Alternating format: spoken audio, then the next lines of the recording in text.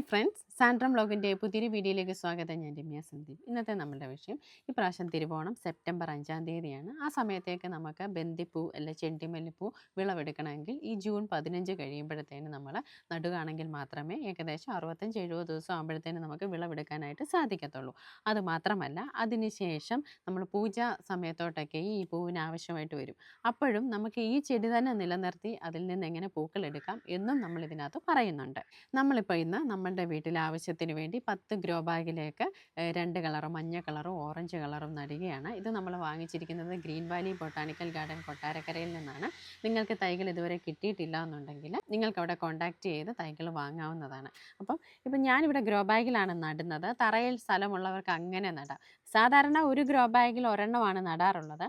ഇപ്പം നമുക്ക് സ്ഥലപരിമിതി മൂലം ഞാൻ ഒരു ഗ്രോ ബാഗ് 2 എണ്ണമാണ് നടുന്നത്. നല്ല രീതിയിൽ കുറച്ച് വളം കൂടുതൽ കൊടുക്കുകയാണെങ്കിൽ നമുക്ക് നന്നായിട്ട് പൂക്കൾ ലഭിക്കും. അതാണ് പ്രധാനം. പിന്നെ സ്ഥലമുള്ളവർ ഏകദേശം 60 സെൻറ്റിമീറ്റർ ഡിസ്റ്റൻസിൽ ഓരോ തൈകൾ വെച്ച് നടുന്നതാണ് ഏറ്റവും നല്ലത്. കടയിൽ നിന്ന് നമ്മൾ വാങ്ങിക്കുന്ന ബന്ധിത്തൈകളാണെങ്കിൽ ഏകദേശം 25-30 ദിവസം പ്രായമായിട്ടുള്ള ഇങ്ങനത്തെ തൈകളായിരിക്കും നമുക്ക് വാങ്ങിക്കാനായിട്ട് കിട്ടുക. ഇത് ഹൈബ്രിഡ് തൈകളാണ്, നാടനല്ല. ഇതിന് വലിയ പൂക്കളാണ് ഉണ്ടാവുന്നത്. ഈ തൈ ഈ പരുവത്തിലാണ് നമ്മൾ നടുന്നത്. അപ്പോൾ ഇതെങ്ങനെയാണ് നടുന്നതെന്ന് കാണിക്കാം. അതിന് ശേഷം ഇതിൽ ഘട്ടം ഘട്ടമായിട്ട് കുറച്ച് കാര്യങ്ങളുണ്ട്, അത് പറയാം. അപ്പം ഞാൻ ഗ്രോ ബാഗിൽ 2 എണ്ണമാണ് നടുന്നത്.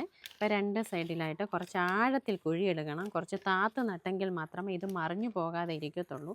അതുപോലെ തന്നെ ഇതിന് നിറച്ച് വേരുകളുണ്ട്. ഇവിടെ കാണുന്ന ഈ ചെറിയ രോമം പോലെയുള്ളതെല്ലാം ഇതിൻ്റെ വേരുകളാണ്. അതെല്ലാം മണ്ണിൽ ഇറങ്ങി നല്ല രീതിയിൽ ഇവിടെ ഹെൽത്തി ആയിട്ട് പിടിച്ച് നിൽക്കണമെന്നുണ്ടെങ്കിൽ നമ്മൾ ആഴത്തിൽ കുഴിയെടുക്കണം. ഇതേ കണ്ടോ, അത്യാവശ്യം നല്ല വലിപ്പമുള്ള കുഴി തന്നെ ഞാൻ എടുത്തിട്ടുണ്ട്. ഇതിനകത്തോട്ട് ഇത് കമ്പോസ്റ്റാണ്. ഇത്രയും കമ്പോസ്റ്റ്, ഇത്രയും വേപ്പിൻ പിണ്ണാക്ക്, ഇത്രയും എല്ലുപൊടിയും ഇട്ട് കൊടുക്കുന്നുണ്ട്. എല്ലുപൊടി ഇടുമ്പോൾ സാധാരണ മഴക്കാലം ആയതുകൊണ്ട് തന്നെ ഫംഗൽ രോഗം വരാൻ സാധ്യതയുള്ളത് കൊണ്ട് ഇതിൻ്റെ മുകളിൽ കുറച്ച് മണ്ണിട്ട് കൊടുക്കണം അത്യാവശ്യമായിട്ടും. എന്നിട്ട് അതിൻ്റെ മുകളിലാണ് നമ്മൾ ഈ തൈ വെച്ച് കൊടുക്കുന്നത്. എന്നിട്ട് തൈ നല്ല രീതിയിൽ തന്നെ ഉറപ്പിച്ച് നട്ടു കൊടുക്കണം.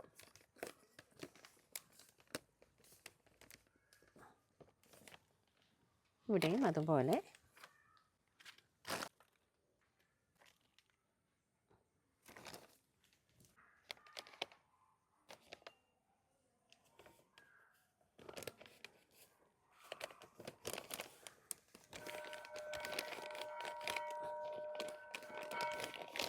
നമ്മൾ ചെടി നട്ടിട്ട് ഒരു 10 ദിവസം ആകുമ്പോഴത്തേന് ഇതിൻ്റെ തലപ്പ് നുള്ളി കൊടുക്കണം. തലപ്പ് നുള്ളി കൊടുക്കുമ്പോൾ വെയിലുള്ള സമയത്ത് നുള്ളി കൊടുക്കാൻ ശ്രദ്ധിക്കുക.